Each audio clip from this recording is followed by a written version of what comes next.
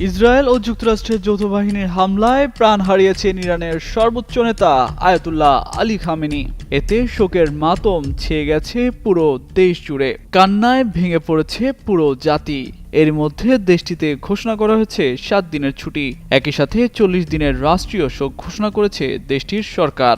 Israel ও যুক্তরাষ্ট্রের যৌথ হামলায় ইরানের সর্বোচ্চ নেতা আয়াতুল্লাহ আলী খামেনির মৃত্যুর তথ্য নিশ্চিত করেছে দেশটির তাসনিম ও ফার্স্ট নিউজ এজেন্সি।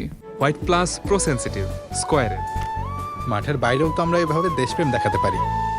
ইরানি সংবাদ সংস্থা ফার্স্ট নিউজ জানিয়েছে, সর্বোচ্চ নেতা আয়াতুল্লাহ আলী খামেনিকে শনিবার ভোরের দিকে তার অফিসে নিজ দায়িত্ব পালন করার সময় হত্যা করা হয়েছে। যৌথ এ হামলায় ইরানের সর্বোচ্চ নেতা আয়াতুল্লাহ আলী খামেনির মেয়ে, জামাতা ও নাতি বিমান হামলায় নিহত হয়েছেন। রোববার ইরানি সংবাদ মাধ্যম ফার্স্ট সংবাদ সংস্থার বরাতে আল জাজিরা এ তথ্য জানায়। এদিকে ইসরায়েলি প্রধানমন্ত্রী বেনিয়ামিন নেতানিয়াহুর পর ইরানের supreme leader Ayatollah Ali Khamenei নিহত হয়েছেন বলে দাবি করেন যুক্তরাষ্ট্রের প্রেসিডেন্ট ডোনাল্ড ট্রাম্প। বাংলাদেশ সময় রোববার মধ্যরাতে সামাজিক যোগাযোগ মাধ্যম ট্রুথ সোশ্যালে একটি পোস্ট করেছেন মার্কিন প্রেসিডেন্ট। এর আগে শনিবার খামেনির প্রাসাদ লক্ষ্য করে হামলা চালায় যুক্তরাষ্ট্র ও ইসরায়েল। এতে তার প্রাসাদ পুরোপুরি ধ্বংস হয়ে যায়।